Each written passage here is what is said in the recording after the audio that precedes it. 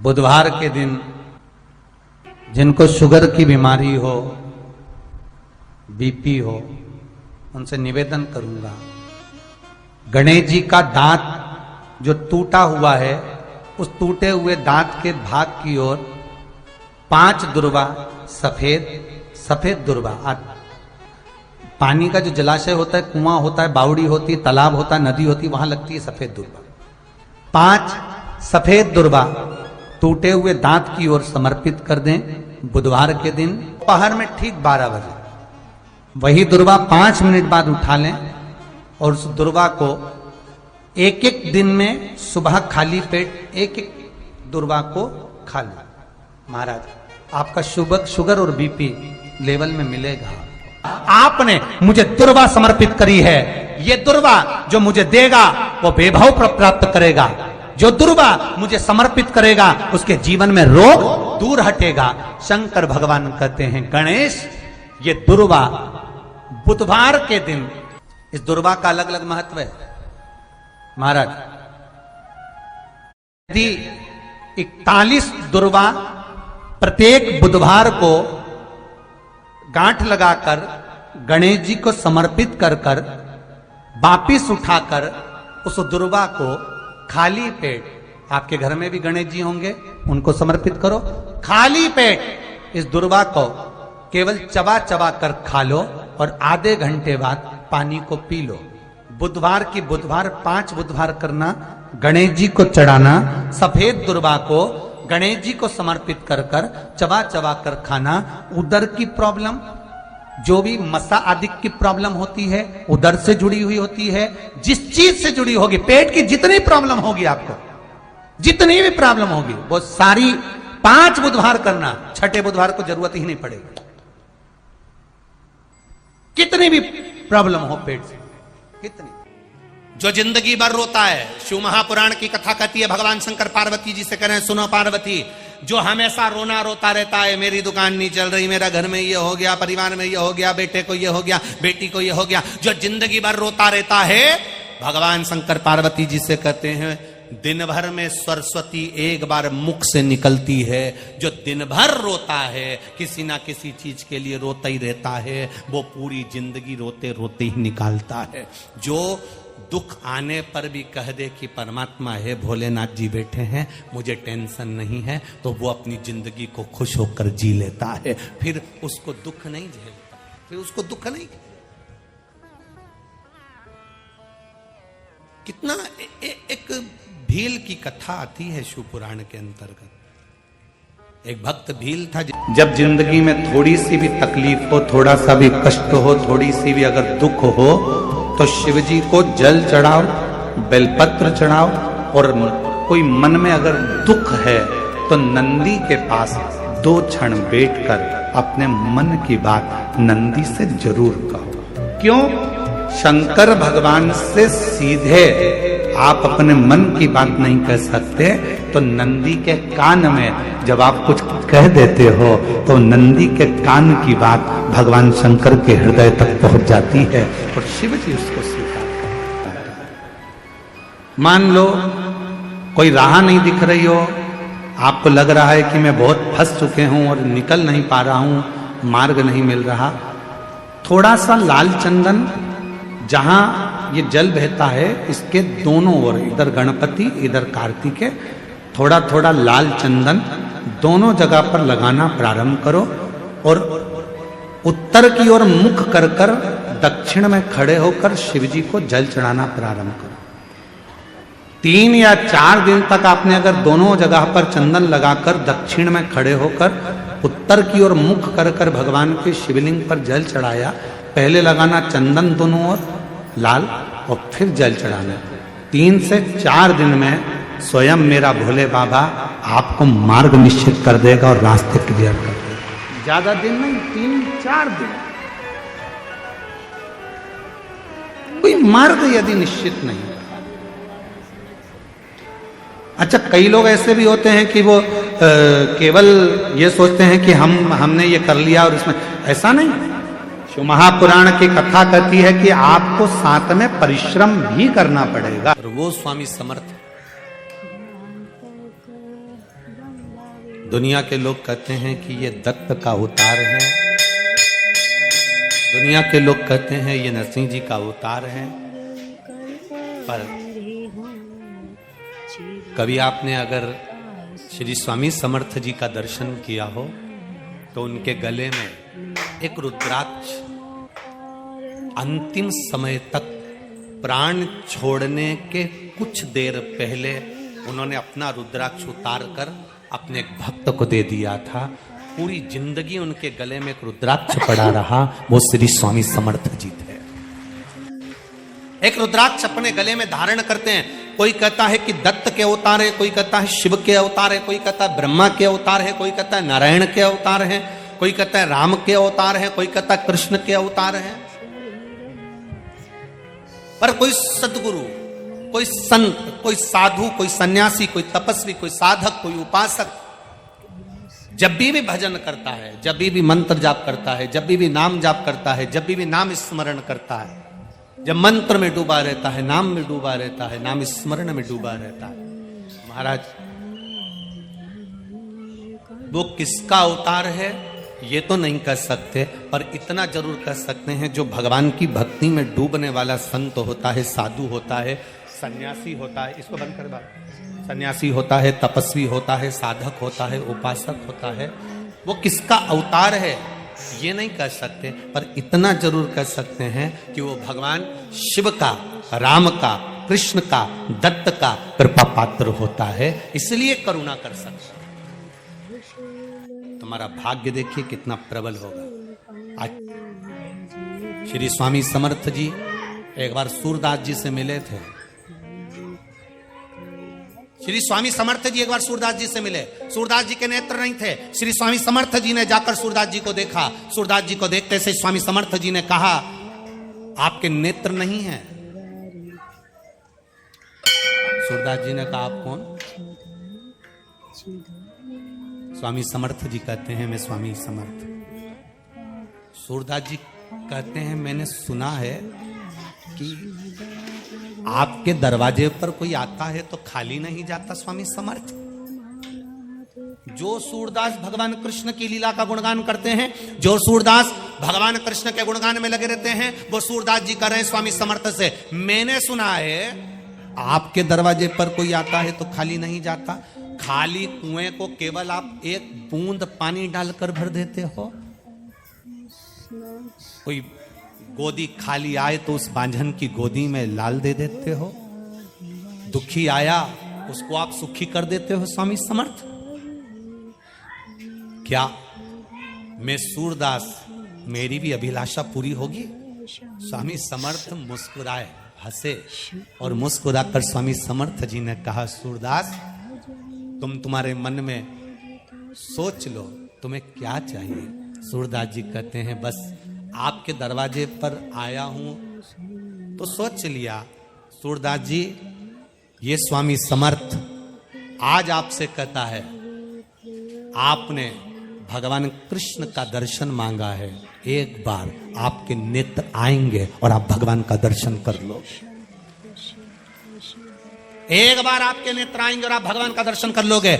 और वही हुआ। सूरदास जी एक कुएं में जाकर गिर गए। कुएं में जाकर गिरे, वहां से भगवान कृष्ण राधा जी के साथ जा रहे थे। सूरदास जी पुकार रहे थे, राधा जी को पुकार रहे हैं। राधा जी दौड़कर कुएं में गई और सूरदास जी को निकालने लगी। सूरदास को निकाल रही। सूरदास जी ने पूछा, आप मुझे बाहर निकाल रही हो कौन? राधा जी ने अपना नाम नहीं बताया, बस सूरदास जी का हाथ पकड़ा और निकाल कर बाहर कर दिया। सूरदास जी ने जैसे हाथ पकड़ा, सूरदास जी कहते हैं, आपने मुझे कुएं से बाहर निकाला, मैं आपके चरणों को प्रणाम करना चाहता हूं। राधा जी बोली, रहने दो, मुझे प्रणाम मत करो। नहीं, मैं तो प्रणाम करूंगा। राधा जी के चरणों में सूरदास जी ने प्रणाम करा। जैसे ही प्रणाम करा, राधा जी अपना पांव छुड़ाने लगी। पांव छुड़ाती हैं, पांव की एक पायल सूरदास जी के हाथ में रह जाती है। राधा जी ने भगवान कृष्ण से कहा, मेरी पायल ला के दो। भगवान बोले, मैंने पहले ही मना करा था, मत जा। वो आंखों से अंधा है पर अंदर से देख लेता है। कैमरे लगे हुए हैं, मैंने पहले मना करा था तेरे को, क्यों गई तू? कुछ भी करो, मेरी पायल ला कर दो। भगवान कृष्ण राधा जी को लेकर सूरदास के पास गए। सूरदास,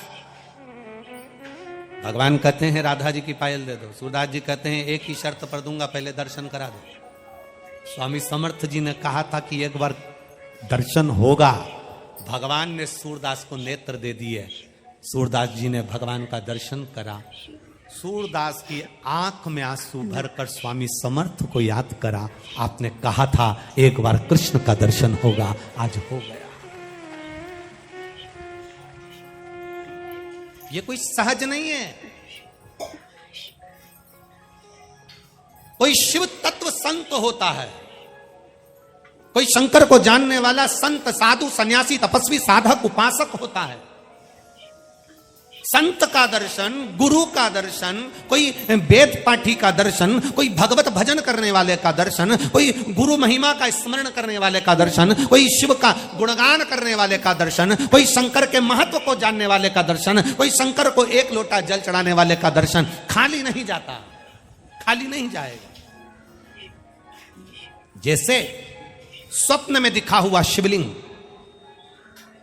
स्वप्न में दिखा हुआ बेलपत्री का पेड़, स्वप्न में दिखा हुआ मंदिर का शिखर, स्वप्न में दिखा हुआ कोई खंडर, स्वप्न में दिखा हुआ जलाशय, स्वप्न में दिखा हुआ एक लोटा जल चढ़ाते हुए किसी को स्वप्न में देखना, जलाशय देखना, मंदिर का शिखर देखना, शिवालय देखना, शिवलिंग देखना, पानी का कूप देखना, जैसे इन सब को देखने पर कुछ ना कुछ खुशी हमारे यहां आने वाली होती है, तो भगवान स्वप्न में ये चीजें दिखा देता है। उसी तरह संत का दर्शन होता है, गुरुजन का दर्शन होता है। भगवान कृष्ण ने कहा मांगो। सूरदास, तुम्हारे नेत्र मिल गए, तुमने हमारा दर्शन कर लिया, मांगो तुम्हें क्या चाहिए। सूरदास जी ने कहा बस एक ही बात मांगना चाहता हूं, दे दोगे? भगवान ने कहा दे देंगे। पक्का? पक्का, सौगंध है मेरी, बिल्कुल पक्का, मांगो क्या चाहिए। भगवान से सूरदास जी ने कह दिया मेरी इन आंखों को वापस फोड़ दो। जिन नेत्रों से आपका दर्शन करा है उन नेत्रों से संसार का दर्शन नहीं करना है, फोड़ दो। कि जिंदगी में हम आए हैं और हम जैसा सोचें वैसा ही हो। जरूरी नहीं है कि हम संसार सागर में, देखो भगवान ने आपको और हमको जन्म दे दिया, शरीर कैसा देना था ये उसको मालूम, हमारे पूर्व का कैसा कर्म था उसके अनुसार हमारा शरीर मिला। आपको और हमको जो शरीर मिला ये हमारे पूर्व के कर्म के अनुसार। आप सुंदर बनकर जन्मे, भगवान की कृपा है। आपके हाथ भगवान ने दिए, भगवान की कृपा है। आपके पांव भगवान ने दिए, भगवान की कृपा है। नेत्र दिए, भगवान की कृपा है। जिह्वा दी, वाणी दी, भगवान की कृपा है। श्रवण शक्ति दी, भगवान की कृपा है। बुद्धि दी, भगवान की कृपा है। शरीर कैसा देना था यह परमात्मा ने हमारे पूर्व का स्मरण कर कर, पूर्व के खातों को देखकर तब भगवान ने हमको दिया। यहां जितने लोग बैठे हैं, अगर आप में से किसी ने लोन लिया हो तो बैंक वाले पुराना हिसाब देखते हैं। यहाँ माइंस वाले बहुत काम करते होंगे तो लोन लेना ही पड़ता होगा, है? तो लोन लेते होगे तो पुराना हिसाब देखा जाता है। पहले लिया था, जमा करा कि नहीं करा, इतना पैसा लिया था, उस बैंक से उठाया था, भले तुम दूसरी बैंक से लो लोन, पर वो पूरी बैंक उन टटोली जाती है कि इसने पैसा जमा करा कि नहीं करा, इसने जमा किया कि नहीं किया।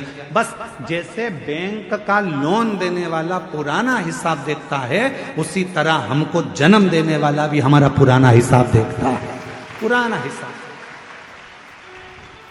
क्या करा संसार सागर में जाकर, किसी भूखे को भोजन कराया, प्यासे को पानी पिलाया, भगवान का मंत्र जाप किया, नाम जाप किया, किसी को सहायता प्रदान करी, किसी को शिक्षा प्रदान करी, किसी को चिकित्सा प्रदान करी। वो पुराना हिसाब देखता है और पुराना हिसाब देखने के बाद हमारा शरीर देता है। हमारे शरीर में कोई भी थोड़ी सी भी कमी रखता है, समझ लेना हमारा पूर्व का दिया हुआ है। महाराज कुछ हमने श्रेष्ठ ना करा हो, श्रेष्ठ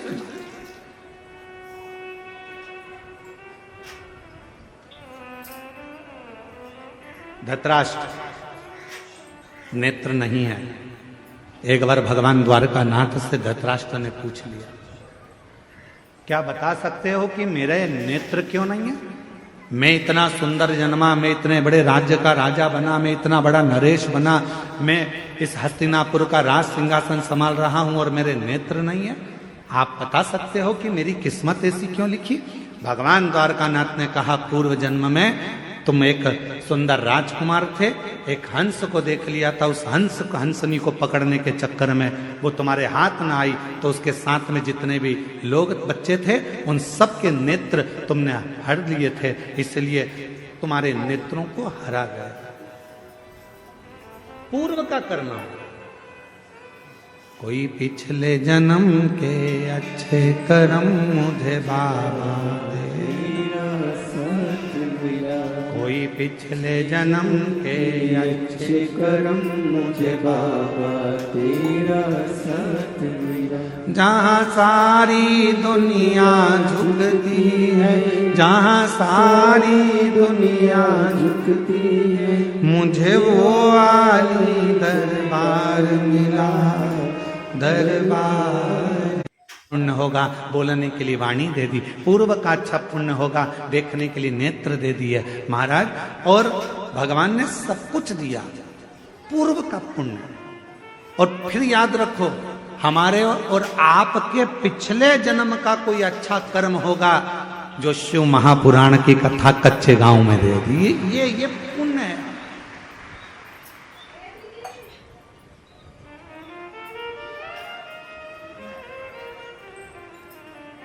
तूने बड़ी कृपा करी, मेरे 2 नेत्र दिए, अगर एक भी गड़बड़ कर देता तो देखने में आनंद, दर्शन में आनंद नहीं आता। तूने बड़ी कृपा करी कि मेरी मुख में वाणी दी, महाराज जब भजन गा रहे थे उनके साथ मैं भी गा रही थी। ये तेरी कृपा है, ये तेरी उदारता है, ये तेरी करुणा।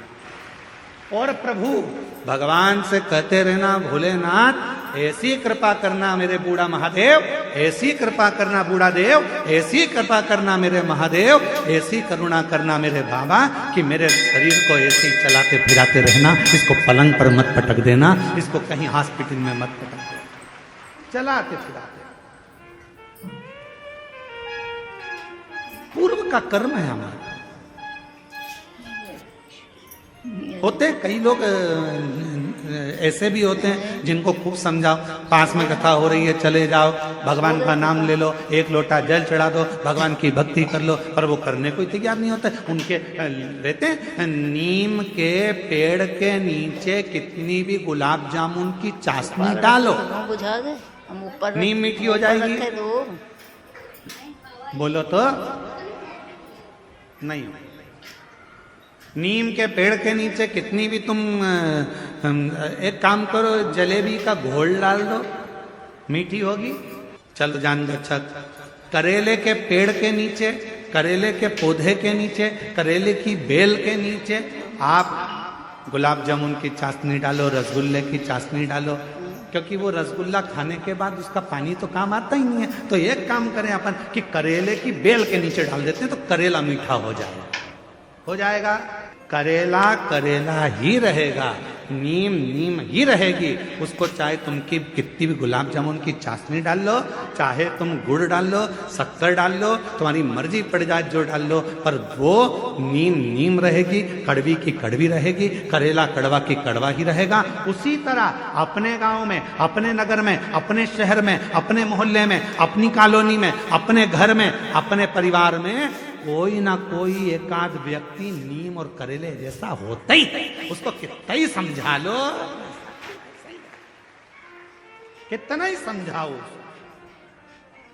कितना ही बुराई करता, फिर भी शंकर जी की बुराई करता, फिर भी एक लोटा जल की बुराई करता। गुरु जी हमारे यहाँ वो आए थे, इतने बड़े संत महात्मा, वो भी शिव जी की बुराई कर दिया, वो भी इनने भी ऐसा कर। तो कोई कितना ही समझाए, पर वो नीम नीम रहती है, वो करेला करेला ही रहता, उसको नहीं समझ में। महाराज